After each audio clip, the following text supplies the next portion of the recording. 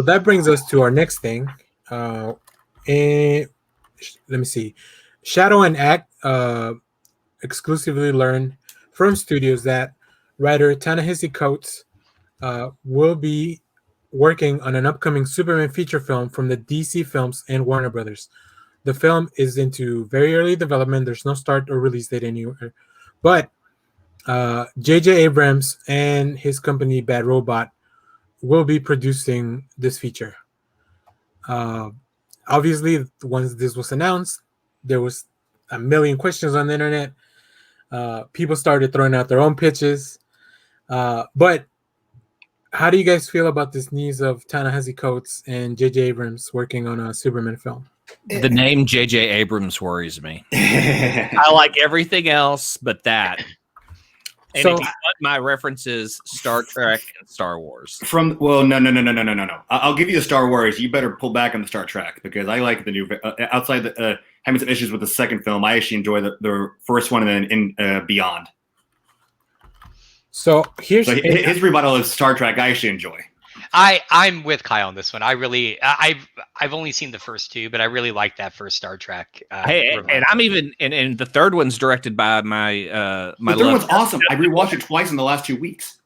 But it's not Star Trek. It's a big action movie.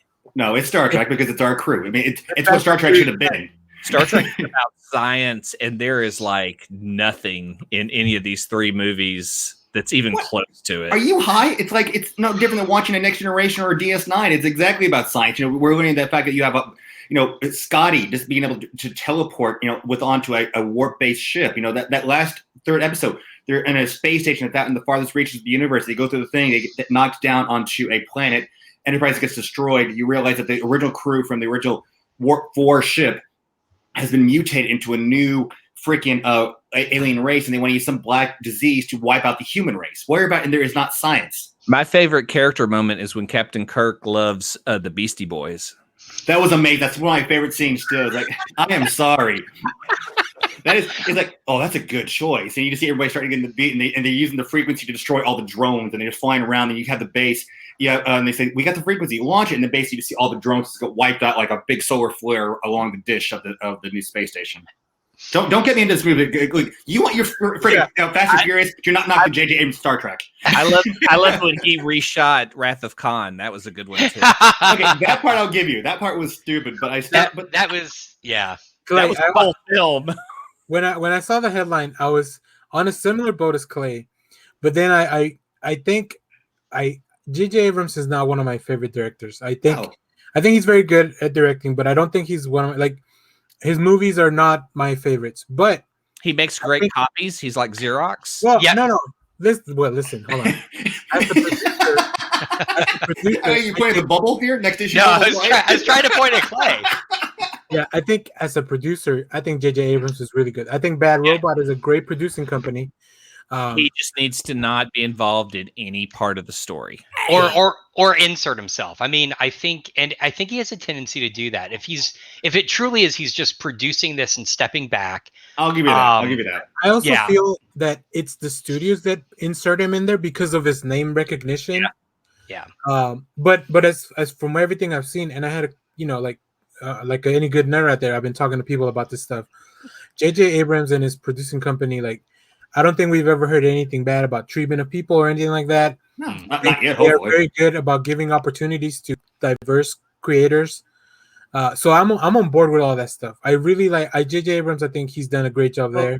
And from what I read, rumors I've read, it's supposed to be like a different Superman. They're gonna. I think Cavill came out and said he's done as Superman, right? I hope it's not. I hope it's not Clark Kent, Kal-El. I hope we go through a different Superman. We've rebooted Kal-El too many times. I'm okay with it. If they go with the Black Superman, I'm okay with it because we have introduction of Black Superman into the comic books now. So we have maybe Michael B. Jordan running for the most superheroes he can play in a movie. I am so on board for that. I think that'd be great. Then he's Johnny Storm, and nobody likes that movie. Valid point. No. It's the Johnny Storm curse, right? You get an actor playing Johnny Storm who later epitomizes another superhero. Oh, okay. E.g. Chris Evans.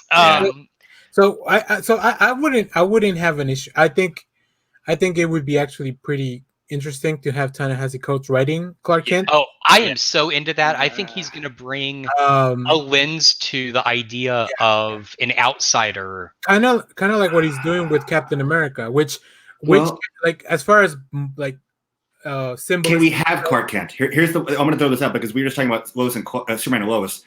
The fact we didn't get Batman in the Arrowverse because they were still doing Batman the movies. Now we have Superman on the TV. Are they going to be able to do a Clark Kent Superman, or are they going to have to use a different Superman? No, Warner Brothers going to allow that to happen. The I TV think never they're rules the movies. That's Yeah, I think don't they're know separate. because because that was the thing. Warner Brothers would not let them use Batman in the costume in any of the Arrowverse TV series because we still had Ben Affleck playing in the Justice League. They even said that they would not let them use the character. Look what they did to Harley. They took. I think We never had the TV series. never got to see Harley because she was in the movies. Yeah, I so think the movies always overpower the TV show. But we have two Flashes, and I think everybody was okay with that. I mean, I think some people even like the TV one more. well, what? I think some people like the TV Flash more than Well, definitely. Ezra Miller. Thank you. But so we have. I would love the possibility. Like Clark Kent, definitely big possibility of like, Ta-Nehisi Coates writing him.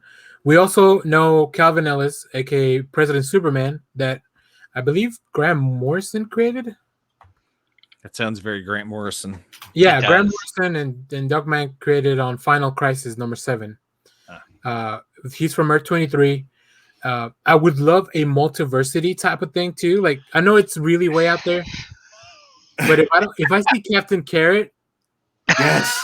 working along with Superman, Okay, Captain here's Yay. You know what? I heard that Look, yay. Cavill's coming back for the Captain Carrot cameo. here's my issue, and I was thinking of this earlier as you guys were talking about like, which Luthor is in the show or whatever. Superhero media right now is almost multiversed out. I'm sorry, but all the Arrowverse does it. All the DC movies have been doing it. That's the next phase of the Marvel movies. Like I feel like it has become the go-to for any superhero story right now, and I'm kind of done with it. So on one hand, I would really like if this Superman story was just a Superman story.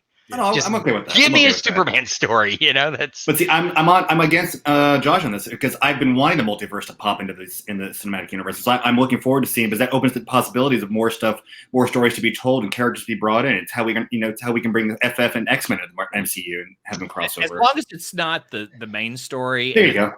Credit sequence of just Yeah. like right, hey, but that's the most. but that's the thing. It seems to be the explanation for everything right now. Yeah. Right. And I'm okay with that because I'm a I'm multiverse not. fan. I love my thing, Archieverse, the Turtleverse. I love the multiverse thing, and that was my big thing. If we redid the DC universe, open up the DC universe to where it can access all the other multiverses, so they can actually have crossovers for all the different comic companies. yeah, I'm also okay with just movies not being connected anymore. Yeah. As Right. much as I want them to be connected because the MCU's been doing a really good job at that. Yeah. Like if this Batman movie that we're getting next year, it made me sad to say next year. If this Batman movie that we're getting next year, like it never connects to anything, that's fine. Like it just looks cool. Like Yeah. and if Yeah, we get a Superman exactly. movie that's never connected to anything else. It's like Joker. I mean, I'm pretty sure the Joker movie's not going to be connected to any in a major superhero film. I don't know. Maybe Zack Snyder's gonna throw Joaquin Phoenix in the Snyder Cut. Oh God. I agree with you, Daniel. I think Marvel has proven they can pull it off. So I'm okay if Marvel keeps doing it. DC needs, which ironically, DC is like the OG multiverse, but an interconnected universe. They just need to let it go. They tried, they failed. Just give us some. I mean, their best films recently have been the standalone ones. Wonder Woman, Shazam. I mean, it's just been those. What they need to do is, if this Flash movie is sort of opening the multiverse, and they said that where am I going with this? Michael Keaton's supposed to be like the multiverse Batman.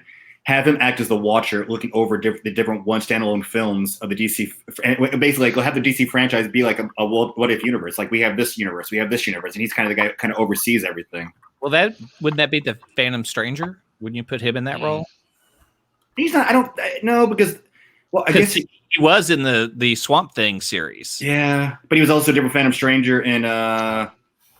Yeah, CW. Yeah. So that's what I'm saying. Like, I have Bruce Wayne, the Batman '89, be like sort of like the guy who kind of watches over the multiverse, but we get standalone films for it. I don't know. I heard a rumor that he's going to be in a Batman Beyond film, and I'm more into that. Well, don't get me wrong. I'm down with that too. Yeah, particularly if that Batman Beyond film is in many ways a continuation of the Batman '89, which, by the way, that upcoming comic I am so hyped for. Yes, you put that in there. I was like, I am over the moon about this. Partly because is it Quinones? Who's the artist on it? Yeah, Joe Quinones. Yeah. Yeah. He is so mimicking. I don't know if you guys ever read the original Batman movie adaptation comic. It is one of my favorite comics of all time. The art in that is beautiful. And it really looks like Quinones is pulling from that kind of aesthetic. Oh, I thought it was that cover. Well, when I got a commission from Joe a few years ago when he came to the Richardson show, I asked him, "Can you draw Batman for me?" And he said, "Which one?" I was like, "Your favorite." And he drew the 1989 movie Batman. Nice. Yeah, I love it. And then when I read the news, I was like, tweeted him out the picture like, "Hey, remember when you did this? I'm glad that you know." Yeah, here we go. Yeah. I remember having. Go ahead. Sorry. I hope he draws the Nikes. Hold on, let me get my Batman out. No, I remember the figure that Josh just showed. I remember waiting and having to order that from Target when that figure first came out. Like, Mama had to go and put in a pre-order because it kept selling out. And I remember that when I got that figure, it was like one of the best thing ever. Well, this is the revival one. It's not the original one, which was larger. That was, I think, like a 5-inch figure. This is a 3-inch. But I found this at Target. It was just on like an end cap on sale, and I was like, I think we should just have a episode that's just called Fan Service, and it's where we just cast the cool things that we think would be in Batman '89 with the actors from the '80s. Now that we're gonna have video, we can also just do an episode where we show off our cool shit. That is true. That should be a bonus episode, actually. Yeah. But to get back to the Superman movie, sorry, I've also seen a lot of stuff about Val Zod. Val Zod was introduced on the Earth 2 comic. I think that's who it's going to be. Created by one of the favorites from the show, Tom Taylor, and also Nicholas Scott, who does fantastic art. His first appearance was on the Rise of the Superman storyline. If you haven't read the Earth 2 book, I think it's very underrated. I think that series is very underrated. It was a fresh take on the DC universe because it was a whole brand new world. One of my favorite things from the New 52. So I definitely recommend you go back and take a look at that. But yeah, I think. Does that retcon Earth 2 being filled with villains? The Grant Morrison Frank Quietly Earth 2? Yeah, it Earth 2 gets moved. That villain Earth gets moved to Earth 3. That's where they're originally from. In the original, pre-Crisis, they were originally Earth 3. Okay, Grant Morrison had put him in Earth 2. I remember, yeah. That's when we didn't have the multiverse. That's after Crisis, and they basically did a story to where there was Earth 2, another Earth where they came over, but when they revitalized the multiverse, they got pushed back to Earth 3. But this Superman's very cool. He's got a completely different story. As his name says, he is a descendant of Zod. Well, General Zod. If you watch Krypton, we kind of had a history where Zod kind of took over the hit lineage of Superman. Yeah, I'm okay with that. I'm okay to see that happen. So I definitely want you guys to check this out if you can. I would like this movie too. Like I said, I don't think it'd be a bad idea to take from some of this material because it's a really cool story. Just don't let the villain be Luthor. We need somebody else outside of Luthor. We need a new, different villain. It would be cool if it was Brainiac. I mean, just like what kind of villain can you introduce that is at a level that puts Superman in dire straits. In the Earth 2 story, the enemy was actually it looked like Superman, but it turned out to be Bizarro. And Bizarro could be interesting too. And in Valzad, spoilers for an old comic, Valzad defeated him. He defeated Bizarro without even like throwing a punch. Interesting. So, like this book, like I said, this book is really underrated as far as like, I guess because it comes from the New 52, people just don't take it seriously.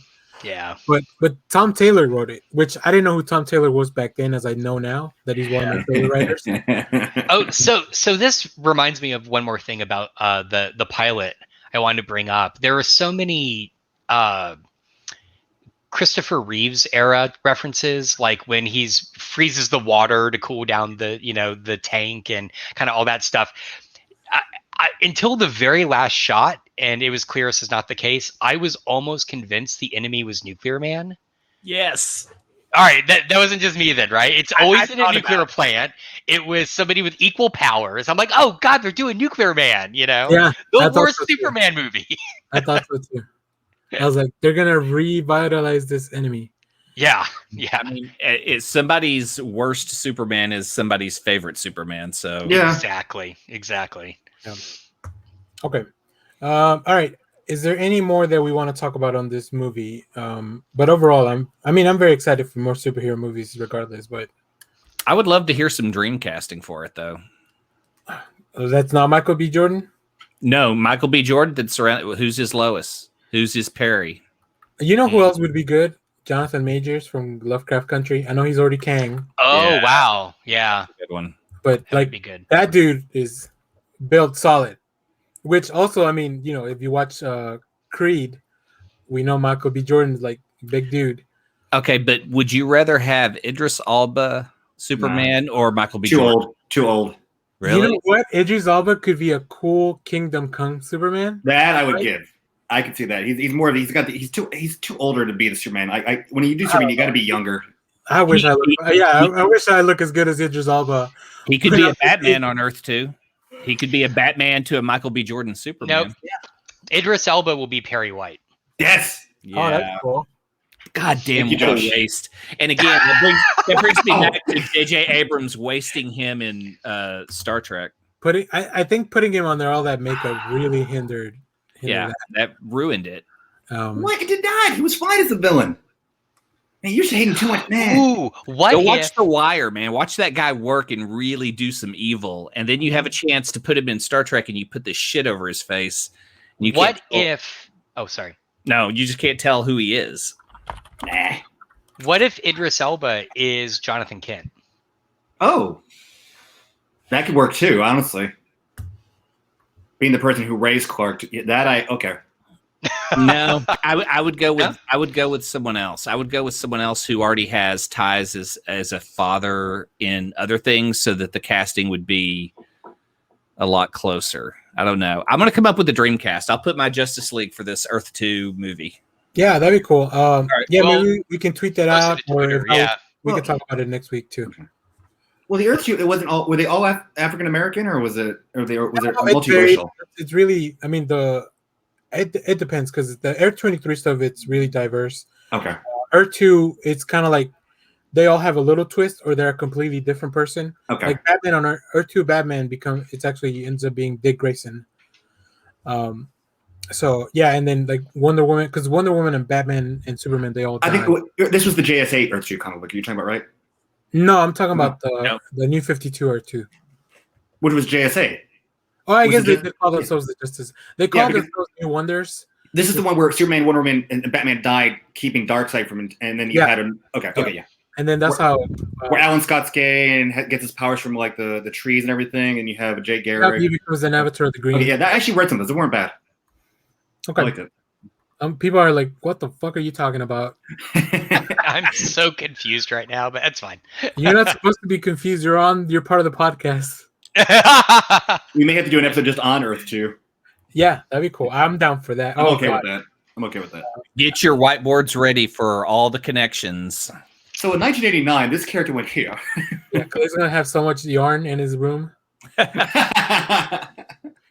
Okay. And the last thing, since we are talking Superman, I just wanted to quickly address, like, do you have a favorite Superman story in the comics that you wanna talk about real quick? So just yeah, pitch us your favorite Superman story, just so we can, so people after this, like, they get really excited and then they go read Superman stuff. Josh, why don't you go first since you're on the list first? Yeah, well, mine's well known. It comes as no surprise. It is by Alan Moore and Dave Gibbons. It is For the Man Who Has Everything. It is an amazing Superman. I think it was an annual, right? It was just it was a two-parter. It was a two-parter, I thought. No. I think you're thinking of Whatever Happened to the Man of Tomorrow. That was a two-parter. Right. Yeah. This one is. It has a stupid setup, and it is just amazingly profound. It is Superman's birthday, and the title comes from "What do you get the man who has everything?" And Batman, Robin, Wonder Woman all come out to the Fortress of Solitude to give him his birthday gifts, to wish him a happy birthday, which again sounds stupid. But what happens is it Mongo? Mongo. Yeah. Mongo, yeah. He shows up and gives Clark he's already there, has given Clark a gift that is this black lotus flower that attaches to Clark. And basically what it does is it changes his memories. It puts him into a fictional universe where he never left Krypton. Which we actually, if you watch the first season of Supergirl, we actually got one of those in an episode. Yep. Well, it's been redone twice. I think the animated series did it too, right? Yeah, the second episode, Justice League Unlimited, was basically just that episode, which was awesome. Yep. So they did it. Supergirl did it. I mean, it was. Yeah. And the episode of Justice League Unlimited is one of the only things that Alan Moore actually allowed his name to be in the credits for. Really? Yeah. Oh, I didn't know that. Oh, interesting. He was on board with that so much that. Cool. So he's not always a curmudgeon, just most of the time. Right. Anyway, if you've never read it, you can get it on Comixology. It is also collected in. There's a really good collection called Alan Moore's DC Universe Stories, which also has my second favorite Superman story, which someone else may have picked, so I won't mention it. Okay, if nobody picks it, you could just tell us afterwards. Sure. Kyle, do you want to tell us yours next? Is it a single story, or is it like a story that goes through a couple of different issues? Whatever you want. Panic in the Sky. Oh. Superman Panic in the Sky, where basically Brainiac takes over War World, comes to invade Earth, and Superman has to gather all the superheroes to basically stop him. It's a post-crisis Superman story, and it's right before the death story. But it was just I still have that trade paperback, and I can reread that no problem. That sounds cool. What issues does it cover? I'll define the trade paperback, but it covers it goes over both Man of Steel, Superman, the New Adventures of Superman. It's like from I want to say 88 and 89. Okay, and you can read the story that Josh told us about. You can read that on DC Infinite. Oh, good. So instead of going to spend $4 at Comixology, you just get a month subscription for $6. Okay. And then I'll check if all these things are on DC Infinite. I'll put links on our Twitter so you can go read them and put them on the notes. And then maybe it'll make your subscription worth it for the month that you can read all these Superman stories. Clay, you want to tell us yours? I haven't read a lot of Superman. I mean, my Superman keeps going back to the same ones I recommend, so I'm going to try to read this Earth 2. I guess Action Comics 775. What's so good about Truth, Justice, and the American Way? It's Joe Kelly kind of doing a Superman story when we needed one, and it has the introduction of the Elite. So if you see the Superman versus the Elite animated movie, they pulled that whole movie out of this one issue. One issue for the whole thing? Yeah, so he had created these characters. I mean, they do go over an arc, but really the core of what that story is who is Superman and what he means. And that's why, and it's really just one issue. So you're telling me that out of one issue, they pulled out a whole movie without having to introduce any weird sex stuff in it. But we get the Killing Joke, and they can't even get out of that 80-page issue because it is twice the size of a regular issue. Yeah. Or more. They couldn't get a full movie that didn't include Batman having to have relations with Batgirl. What a shame. Weird. I actually got to put it in the link, but I got the issues of what makes up Panic in the Sky. Okay. Yeah, I'll put those on the notes. I got your link, so thank you. Cool. No problem. Well, I'm going to recommend, and this is one of my recent favorites, and I think I wanted to pick it because it would be easier to pick up. This was actually first published in the pages of those 100-page Walmart stories. Yeah, it's been collected and it's been out in regular issues as well now. But it's Superman Up in the Sky by Tom King and Andy Kubert. Oh, what Tom a team! Tom King writing Superman, like he really gets to the root of like, okay, why is Superman who we think Superman is? So I really recommend it. It's 12 issues, but they're all smaller issues because this was part of that Walmart thing. So it's probably like 100 pages or something, but it's really good. It's really interesting. Andy Kubert, like, just really kills it on the art too. So I really recommend that. I'll give out a second thing that I just looked up because it's so different. Superman Doomed by Greg Pak and Charles Soule. It's about what if Superman got a doomsday virus and started becoming Doomsday. Yeah, this was also a New 52 story. It's really interesting. It's a little convoluted, but it's fun. And Josh, what was your other thing? I'm sure we didn't mention it. It's also Alan Moore. It's in that same collection. It's called Whatever Happened to the Man of Tomorrow. Oh, Yeah. That's how they ended. That's how they ended the pre-crisis and for the post-crisis. Okay. Yeah, and he kind of had like the dream assignment, which is, hey, we're ending all this. Just go write the last Superman story, and he did. I mean, so it's good. Cool. Well, let's go on to. Sorry, I just remembered. If you read that 2-issue storyline at the very end, I want you to remember Henry Cavill's mustache. Okay. And if you could send me the link for that. Yeah, sure. Hey, God. Well, this time around, Clay, he came up with the question of the day. And I think I rephrased it like this. I hope that works. Oh, look at that. Now, for the audio listeners, do you want to read that for us, Clay? If you're Wanda, what sitcoms do you live through in your Hex world? So I thought about this for a little bit, and I don't know that I have all the different decades. But now I just picked 4. So can you limit it to only 4? I don't even know if I have 4, but yeah, I'm not even sure I have 4 either. Wow. But the first one, like, I know the 90s one for sure. I wanted it to be Boy Meets World. Oh, you bastard. That's a good one. That's a really good one. But then I also, and I know it's not really a sitcom, but like, I wanted Hey Arnold. You can have Hey Arnold. Okay, good. There are no rules to this. You didn't say cartoon, you said sitcom. Yeah, I know I said sitcom, and I some of the picks I have I would consider dramedies. But Okay. but I don't live have action or animation. That's the question. Live action or animation. I'll let somebody else Anything. know because I don't want to take all of them if I go through all of them. Well, all right. So none of mine are sitcoms, but going off what Clay said before we started airing, just the shows that I associate with certain moments in my life, I guess. Classic Doctor Who, which spans 40 years, so take that for what it's worth. Quantum Leap. Oh. And my third one, and this is the one that probably would be for me, even though Quantum Leap's also in the same time era, Twin Peaks. Oh, so wow, those are my 3. I don't really have a 4th one.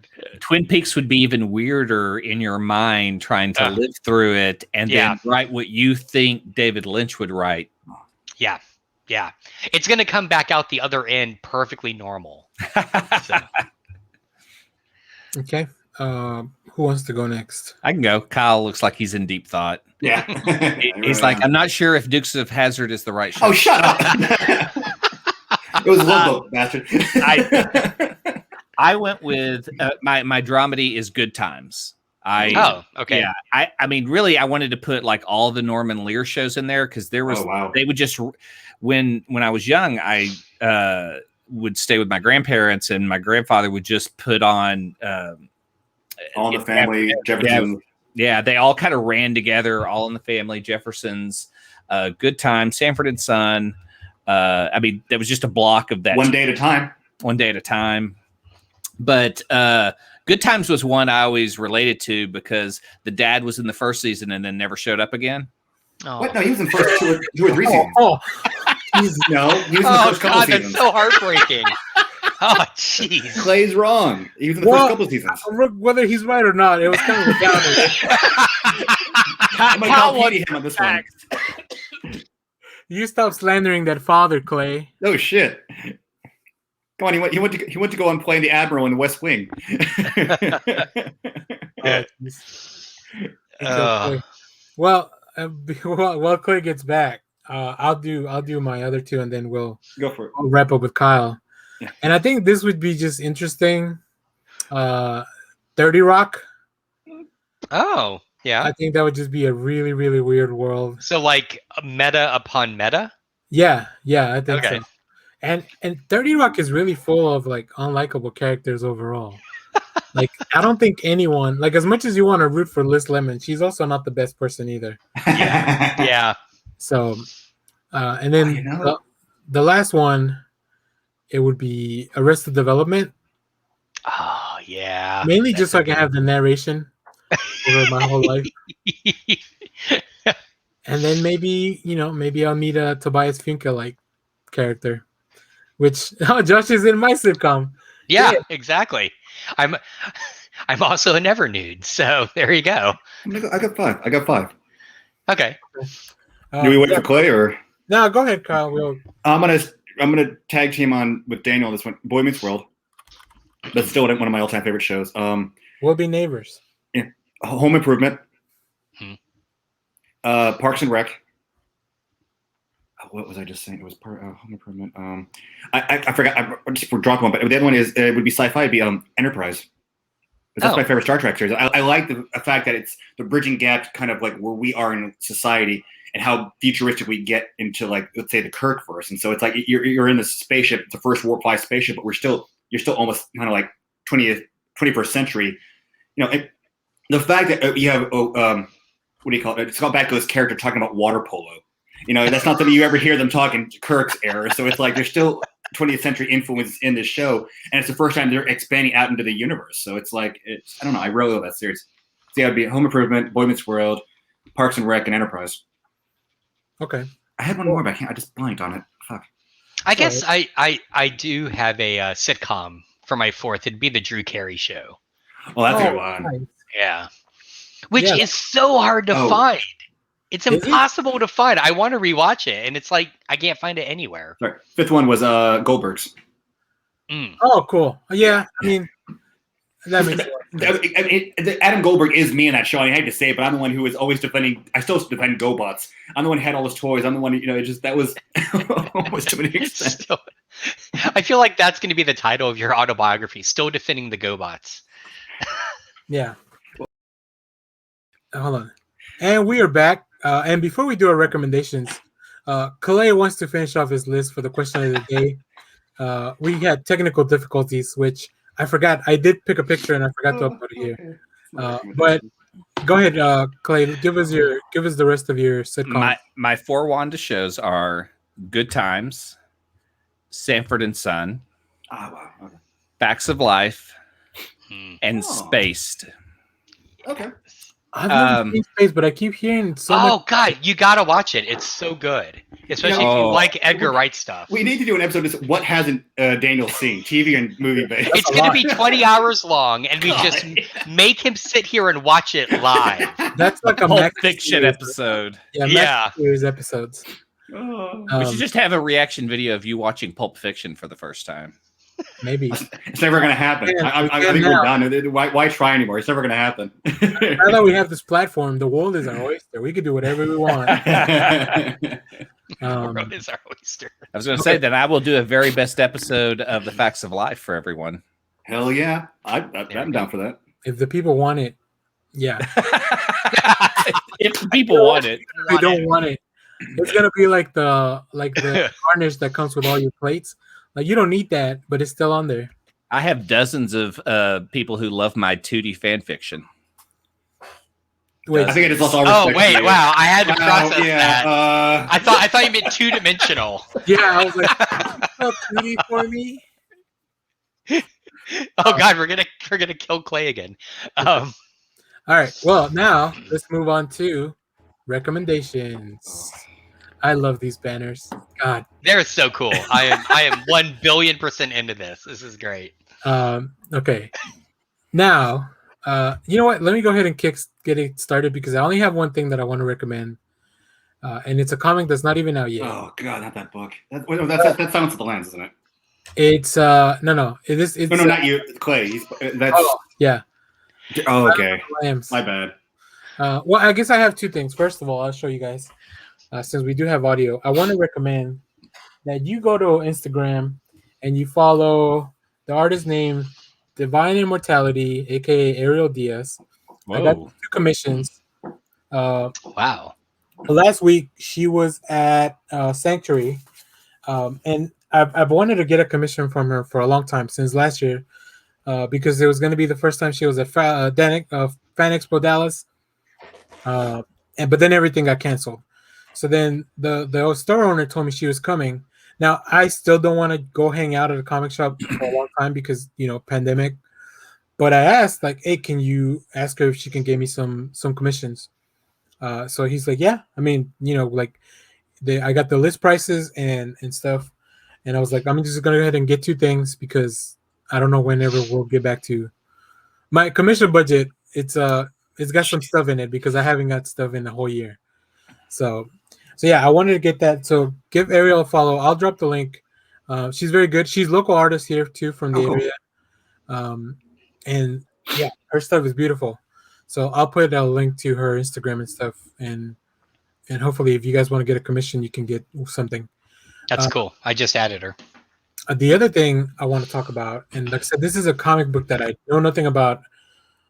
It's called Demon Days X-Men #1 by Peach Momoko. Written, drawn, everything is by Peach Momoko. This is kind of set up in its own universe outside of all the X-Men stuff that's going on. And it's gonna focus on Psylocke, and it's a different Psylocke than the one we know from or I guess Quanon. 616. Yeah, well, yeah, from the current, like, Quanon and Betsy split apart, where they went back to the original bodies or whatever. But this is completely separate from that. This is gonna be kind of like her own universe. If you're familiar with Peach Momoko, she does a lot of covers. For either exclusives for the store. She's been doing a lot of stuff for Marvel and DC. Her art is fantastic. So I'm really looking forward to just this book and see what it comes with.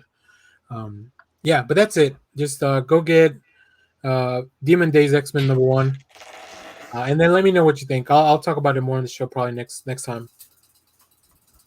Let's see. Kyle, do you want to go next? Yeah, and just because Clay, you weren't here for what I ended up having to say, I ended up saying I still defend stuff like GoBots. So thanks to Josh. Recommendation: Challenge of the GoBots. Oh my god! Oh, the Hanna-Barbera set though. Yeah, Oh, this is the first 5 episodes movie, but you can get the whole series on the Warner Brothers vintage shops. So yeah, and it's awesome. Is that part of a huge box set of Hanna-Barbera from that time, or is that just one? No, okay. So you can so with the Hanna-Barbera, not Hanna-Barbera, from the Warner Brothers vintage thing, Warner Brothers, yeah, you can actually get them to print out DVDs for you. So this is just the first 5 episodes, but it also comes in the full 66 episode box set for the full season, syndication season they have, and I've got that too. And it's just, yeah, I know everyone has their remarks about the Kmart brand of Transformers, but I still, I've never heard that, but I love it. No, it's out of Kevin Smith. You actually have in Clerks 2 when they're at the movies. That one guy is like saying, like he's defending GoBots, and you have Jason Lee going, "Look, they may be the Kmart brand of Transformers, but let the man like what he likes." Well, that Warner Brothers service is really cool because what it does is it basically means nothing is out of print because they do print on demand. Like somebody got me. Go ahead. That's right. Go ahead. Well, no, I was gonna say, so like it's like the only place you can get a copy of the Doc Savage movie. Yeah. You go there, they print it for you and then mail it to you. So like I think I should. Why isn't this on HBO Max? Exactly. Oh no, God, why couldn't I watch Superman and Lois pilot episode on HBO Max? I mean, there's a lot of questions here. That's probably because it'll be they don't put that stuff till the end of the season. Yeah, you got to go through the first season on CW and then they'll post it on HBO Max. Batwoman is now on the first season of Batwoman is now in HBO Max, but I think anything that CW that's not tied up with Netflix will end up in the service Well, a few But weeks. those Hanna-Barbera aren't streaming anywhere, and they could just drop those. not They true. Hanna-Barbera is streaming like Smurfs and a couple other stuff on HBO Max. Like you can go back and watch like a couple seasons of older stuff on HBO Max. It's just the limited what they have. Just What find about- Boomerang on one of those services. Mm. No, but I was gonna say is with this one, a friend of mine also got me for Christmas 2 years ago. The full 13 episodes of Space Stars from 1982, which was basically the new commission of Space Ghost, Herculoids. See, I love the Galaxy Trio. Herculoids DVD. You can get that on there. You can get the full season of Herculoids, and they came with somebody else. Shit, it was. But it would be Herculoids nice and- if it was streaming. No, I'm not going to argue that. I'm not going to argue that. I am. Let's talk about it for an hour. But that's my thing. Like, it's bad, but I still enjoy GoBots. So that's my recommendation. Well, if you don't like GoBots, leave a comment below so Kyle can tell you why you should like them. Okay. I got an hour. Come on. Josh? Yeah, mine's weird, but I have gotten into this video game called Forager. It's kind of like a slightly more pixelated Stardew Valley, but what I like about it is the perfect pandemic game because it's available on PC, it's available on. I played on Xbox. It's on Game Pass, actually. If you have that, just want to play it free.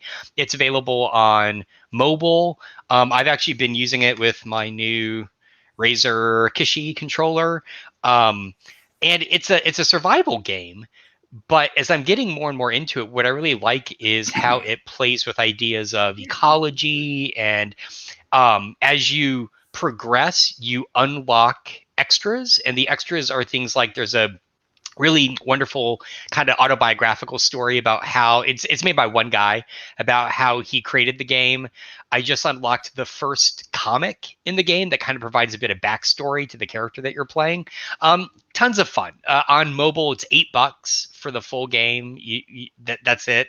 Again, it's on Game Pass. So if you have Game Pass, it's completely free. Just check it out. It's a fun way to just spend 30 minutes brainlessly. You're just going around chopping down trees and gathering ore and making shit. So yeah, I have a lot of questions about that other device you just pulled up the screen, but I don't know that we have time to go into. What the hell is that? it is the Razer Kishi. It is a mobile controller. So what happens is, I'll show you. Let me pop this off here. You can put it on your Android phone or something. Or Yeah, your iPhone. so it Okay. it Okay. stretches, and it has a it comes in two varieties. There's Android and iPhone, and you Okay. just plug your phone in there, stretch this out, and it basically turns your phone into like a switch. Mobile. I thought about getting one. Okay, cool. Yeah, I was like, what's that? they're on sale right now on Amazon. How much? This one was 58, down from 70.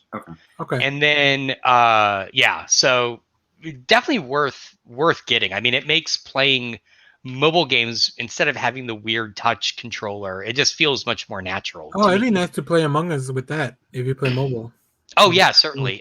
Double check and make sure though that the mobile version allows controller support, because not every game does. I see. So, but Forager does. There's a few others. Swords of Ditto. Yeah. Anyway. Cool. All right, Clay, give us your stuff and then we'll get out of here. I checked out that Warner Brothers link that you dropped, and it looks like you can buy digital versions as well as physical. So, Oh, really? Cool. Oh, okay, I didn't know that. I'm gonna look. I'm going to recommend vaccines. Everyone should get one. Excellent. Yeah. Excellent. And then I'm going to recommend a book called Stray Dogs by Tony Fleece. I'm holding up the Silence of the Lamb cover, and I will read you the Brian Michael Bendis quote about the book.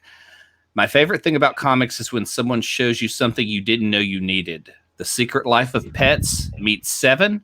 Yes, please. Welcome to Stray Dogs. I was blown away. I don't want to tell you what it's about, but the style is very Disney-esque, and the content is not. That's They even call it very Don Bluth-like art, so they don't have to refer to it as Disney art. right. It's worth the first issue, and I'm going to give it a huge recommendation. Again, this came from Josh at Urban Legends, and I'm happy I picked it up. Awesome. That looks interesting. I mean, that cover, Jesus. It's yeah. Okay. Um well, that was all for the week. If you're watching this, and I hope you are able to watch this, please make sure to subscribe, like, leave a comment, share with your friends. Like I said, go airdrop it to people without their knowledge. Just airdrop it. They don't know what it is, and they'll get our podcast. If you're listening to this on any of our podcast platforms, Apple, Spotify, I think we're on Google Podcast now. Go ahead and leave a review, share the podcast, and send us questions about stuff. You can reach us at Next Issue Pod on Twitter. And we're always, we'll put out prompts for the show, like this question of the week, or if something for the main topic. If we have any people that recommend stuff, like, we'll read it and talk about it on the show. So please don't be afraid to interact. We're pretty. I know we're a little weird, but I think we're all. Little fan fiction. Yeah, make sure to Clay. Are you guys doing Universal Remote? We are doing Universal Remote on Monday night at 9. Yeah, I need to work on that. Yeah, so I'll put links to Universal Remote and all that, where you can see. Well, you can't see Clay, but you can see a friend of his. Yeah. Until then, the only other thing, I'll drop a link to my stereo app. Like I said, I just kind of talk to people about random things. I was on this week talking to my buddy about Mortal Kombat and some of the games. And then, like I said earlier in the week, I had a full discussion. It was like an hour long with Superman and Lois. So if you didn't get enough of me talking about it here, you can go listen there. And I'll drop a link to the stereo app below.